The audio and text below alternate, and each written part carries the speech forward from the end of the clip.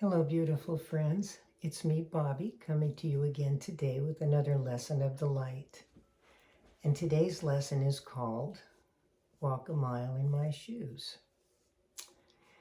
And as you can tell from the title, I ask you not to judge someone whose life circumstances you know nothing about. We all do that. We're all guilty of that. And what I'm going to talk about today is something that a lot of people don't understand.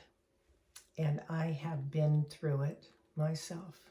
And that's why I can speak from experience of how painful this was for me over many years. I suffered with a weight problem of being quite a bit overweight, about 100 pounds. And over the years, that's what I got up to. I would go on a diet, go off the diet, gain that weight back plus more. Our body seems to understand that when we try to starve it, it's going to pack on a little extra because in case we try to do that again, it's going to be ready this time. So it's a really kind of a self-survival thing, and it's doing it to protect us, but it doesn't know that it's really hurting us. So yes, I did the roller coaster of dieting, going off, gaining the weight back plus more, and then it was a vicious cycle. My dad used to tell me, honey, why don't you just lose a few pounds? And I said, Dad, do you think, honestly, that I don't wake up every morning and look in that mirror and see what's staring back at me? I said, I have to see this every day. I live it every day.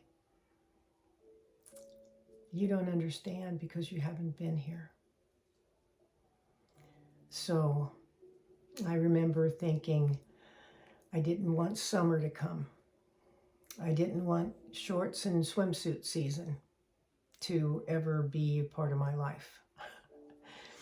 And I remember thinking,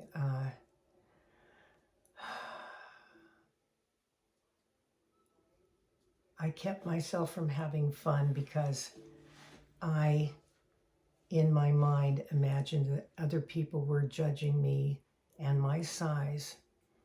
And so I passed up a lot of things, a lot of invitations, a lot of my life because I didn't feel good about myself. So one time I joined a 12-step program, and it was, overeating. When you're that much overweight, it's really a compulsion. It's not, you don't eat because you're hungry, because you really don't allow yourself enough time to get hungry, because you eat if somebody else is eating. You eat because it looks good, it smells good, it tastes good. There's a party, there's a funeral, there's a holiday, you're depressed. You eat for every other reason except for the fact that you're hungry. So it is an addiction, just like any other substance abuse. It's an addiction to not being able to feel that you have enough. And then the more depressed you get, the more you try to stuff your feelings, literally. And it's just a vicious cycle that's hard to overcome. And so when I was in this 12-step program, I followed the program very strictly, very stringently. And I ended up losing 84 pounds in a year. And then I decided, I don't need the program. I can do this all by myself. And the more I got away from the program, the more I slipped and the more weight I put on. And I ended up putting it all back on. And so here I was at the heaviest time in my life. And I went to go and visit my son in Hawaii, who was stationed there. And when I came back and I saw the pictures of us together, I didn't recognize the woman in that picture. I did not recognize her. And at that time, the tears streamed down my face, and I knew I had to do something. And I ended up getting a gastric bypass. Now, please don't think that that was the easy way out. I had somebody tell me one time when they said, Bobby, how'd you lose all that weight? And I said, well, I had a gastric bypass, and took about a year to lose the 100 pounds. And they said, oh, I see. You took the easy way out.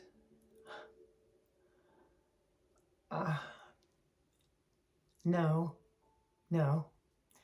there is no easy way out. If it was easy, everybody'd be doing it. No, it's dangerous. It's difficult. I thought I had depression before. When you're not able to eat because they turn your stomach, which is the size of a fist, into the size of your thumb, and you literally can't eat. You starve the weight off. The first 30 days I lost 30 pounds because everything was so inflamed, everything was so angry. And that thumb-sized stomach that I had now was probably about the size of a pea for the first 2 to 4 weeks.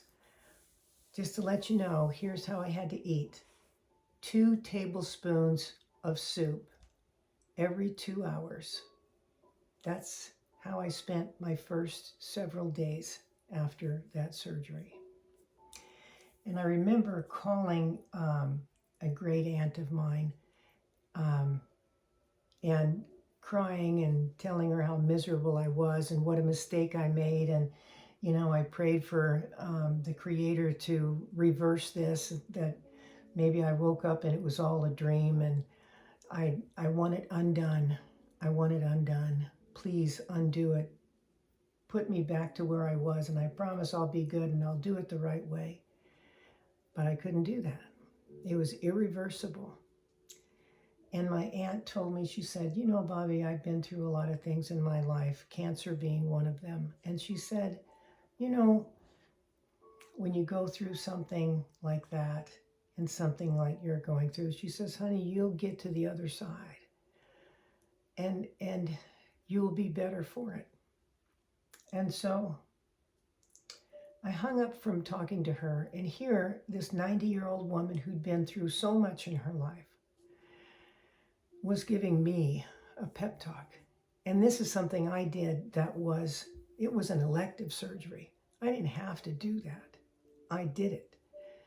It wasn't like cancer or something that I had no choice in. I had a choice, and I made that choice. And there was no turning back. When I got off that phone call, I remember saying to myself, I'm going to make this work.